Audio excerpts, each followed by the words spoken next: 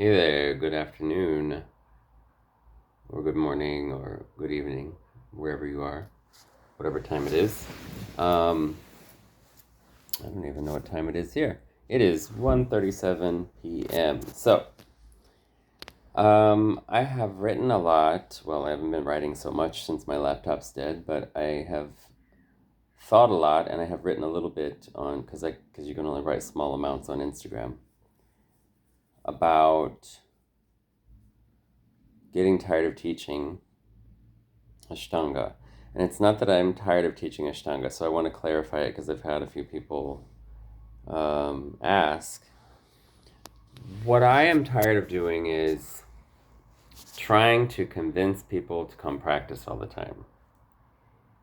If people don't want to come practice, then don't go. Then don't come practice, and don't bother the place with it. It's fine. It's not something. I'm not the one who's going to talk you into it because it's really fucking hard. It's really hard to be the teacher who's trying to convince you to come and practice. If you don't have an interest and you can't tell that you're getting enough benefit from the yoga, that it's worth your time and effort to set your alarm and get up and come, then don't fucking come. I don't care anymore. I'm not worried about that stuff. I also am not terribly interested in having to go and find jobs. Going and finding jobs is well, I mean, it's part of the trade pretty much, but typically I hadn't been having to do that. When I was in St. Louis, I was well known, and I could get a job at any studio there, and I taught a lot there, and I had my famous part classes and stuff, so I got used to that. But when I started going to Mysore, and I'm kind of a small fish in a big pond, but once I got my first job in another country, after that, I kind of had things keep showing up. I mean, I kind of was going to the same places quite often, and that's fine for me. I don't mind that. I enjoy that because then you get a relationship over the years with students. And like where I am now at private yoga in Frankfurt, Germany. I've been here, I think this is my fourth time, and I started coming in late 2017.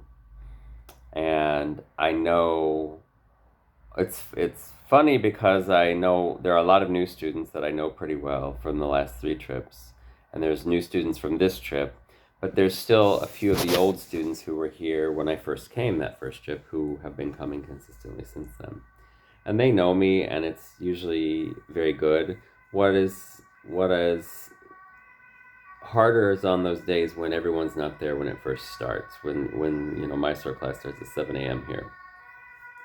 When nobody's there, then that's when it's hard. But once everyone gets in the room, that energy's there, and that energy, because keeps everything going very nice. Like the last 2 days. Yesterday, we had that's a busy street, not too far, and a police car or an ambulance going by. Um, we had a big class, and then I did a conference, and I thought it was a good conference. And there's an Indian restaurant that my friend Nicole took me to, and we had some of them had expressed interest in going there, so we had planned yesterday to go. Only about six of us, was it six or seven? A small group of us went, instead of the whole group. But we had a really great time. And then I teach on Sunday nights a meditation class, which is not meditating sitting kind of a meditation, but we call it dynamic meditation, where I'll do possibly some kriyas from Kundalini Yoga.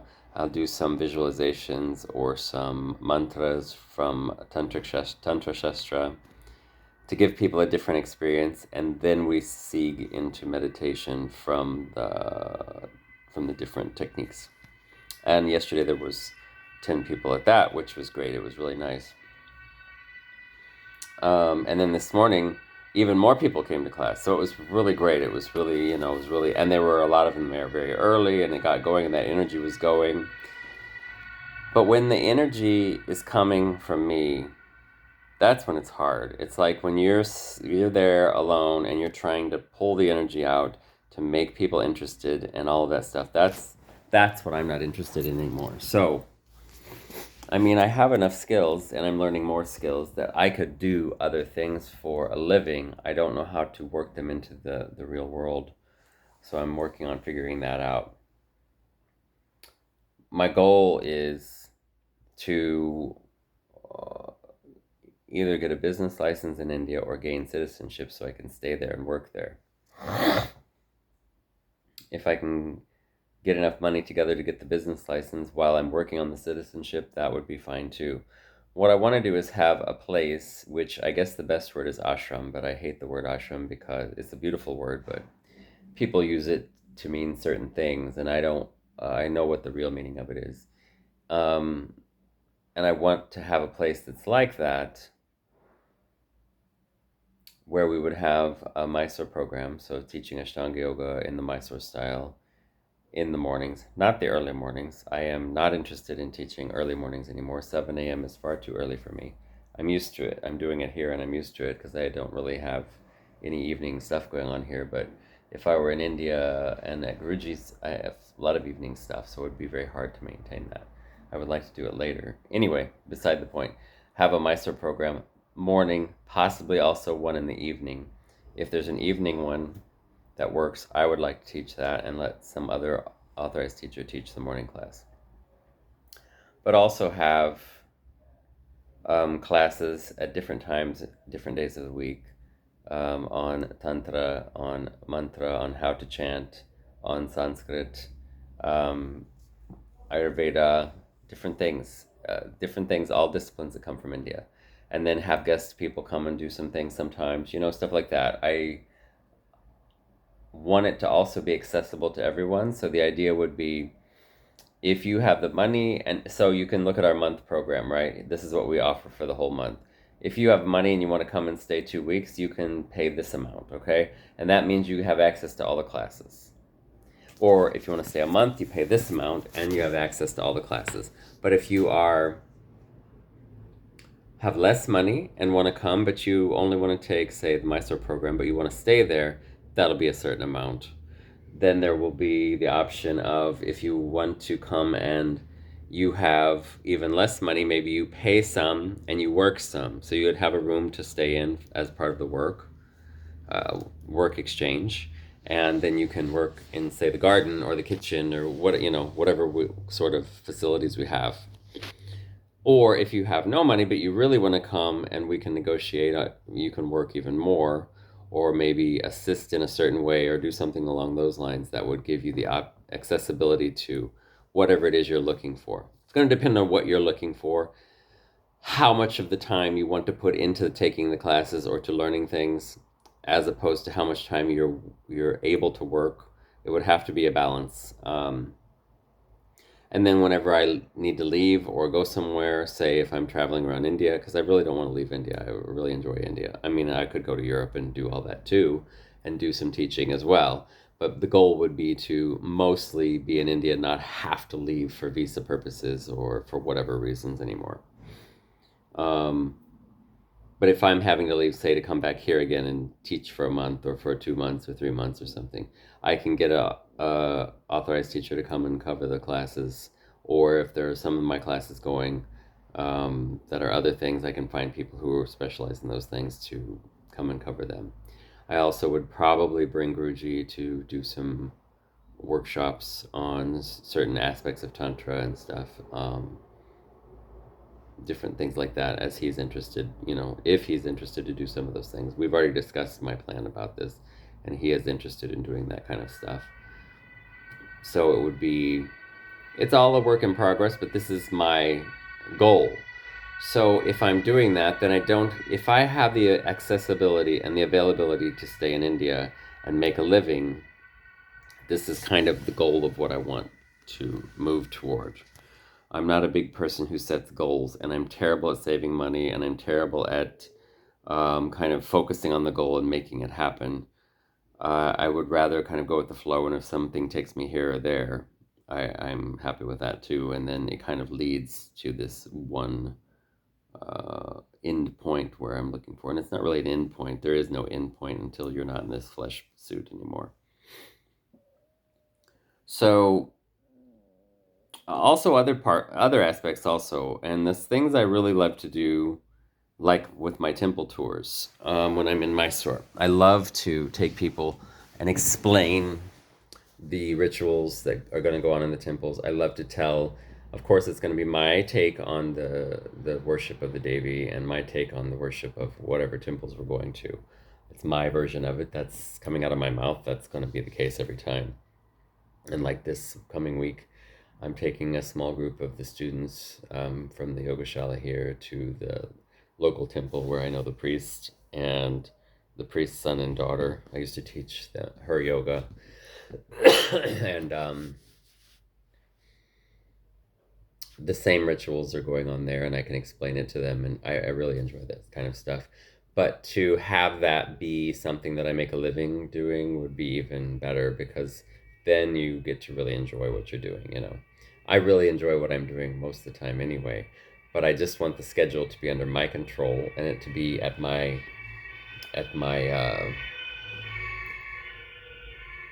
I would like it to be my decision whether I'm somewhere in the winter or not, and I can stay in places in India that I like the climate there. The climate, like the sinus thing I have, is really affects me these days because I've been used to being in India pretty much for the last 3 years. The majority of each year I've been there.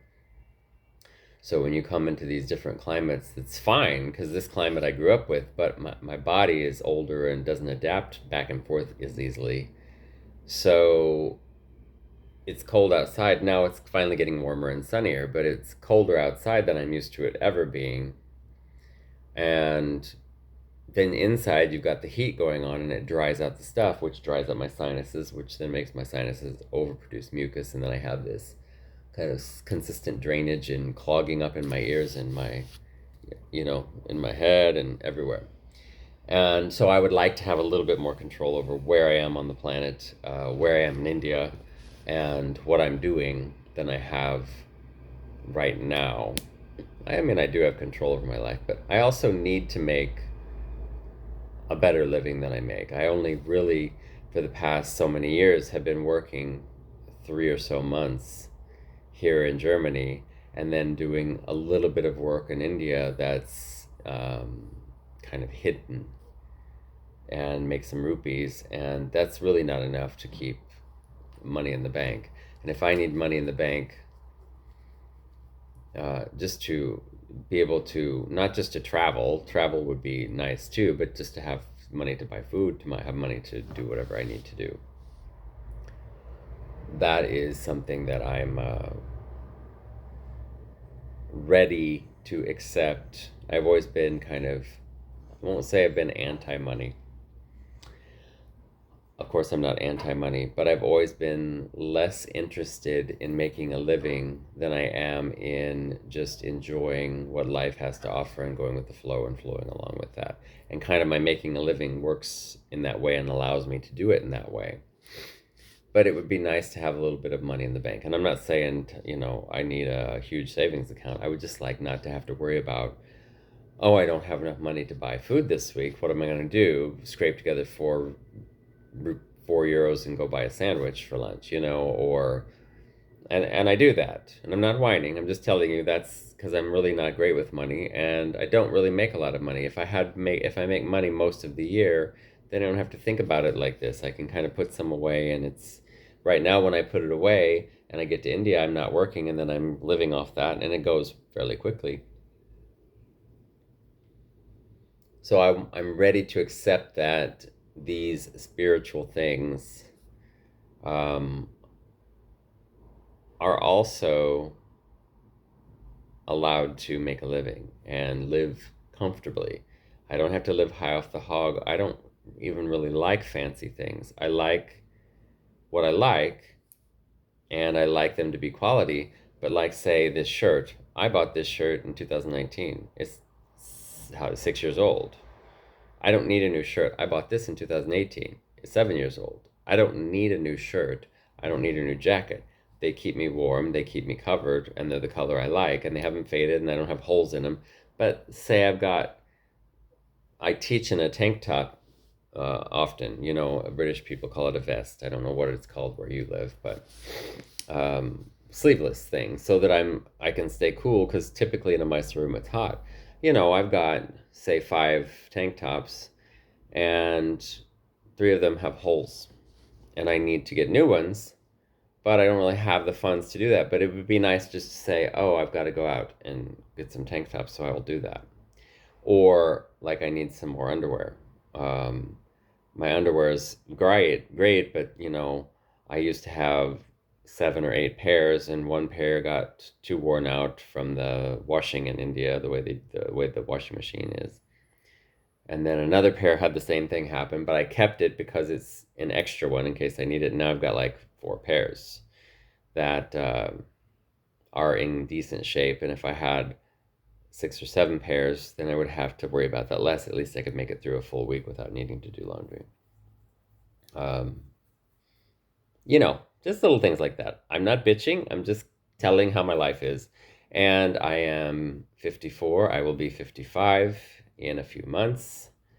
And I am at the point that I am kind of tired of having to think about and worry about money or having an income as often as I do. So, all of this is not to tell you that. I wasn't saying all this to tell you that. I started this just to kind of get some of the muddled up shit in my brain out. And so I did that. So thanks for listening. Remember, you can always leave comments, you can ask questions, and I will do a video on whatever you are interested in knowing about.